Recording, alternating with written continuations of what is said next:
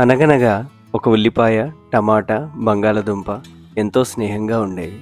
ఒకరోజు ఆ మూడు కలిసి నది స్నానం చేసి శివాలయంకి వెళ్దామని బయలుదేరాయి. దారిలో ఎదురుగా ఒక బండి వస్తున్నది. కానీ టమాటా అది చూసుకోలేదు. ఆ బండి చక్రాల కింద పడి అది నలిగిపోయింది. ఆ బాధను తట్టుకోలేని స్నేహితులు ఉల్లిపాయ, బంగాళదుంప బోరున ఏడ్చాయి. కొంత సమయం తర్వాత బాధను దిగమింగుకొని ముందుకు నడవసాగాయి.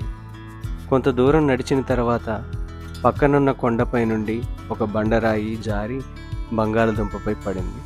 బంగాళదుంప చితికిపోయింది. అది చూసి ఒంటరైన ఉల్లిపాయ బోరున విలపించింది. ఏడుస్తూనే శివాలయం చేరుకుంది. గుడిలోని శివలింగాన్ని చూస్తూ మైమరిచి ఏడుస్తూ సొమ్మసిల్లి పడిపోయింది.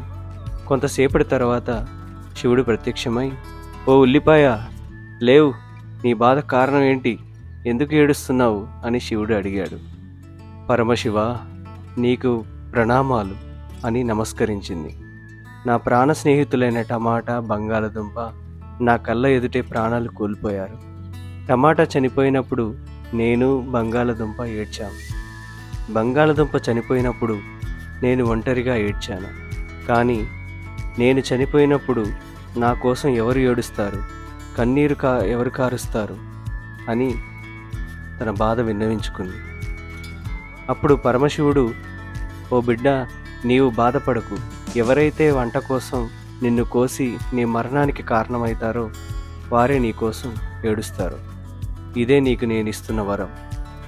అందుకే మనం ఎప్పుడు ఉల్లిపాయ కోసినా మనకి కన్నీళ్ళు వస్తాయి."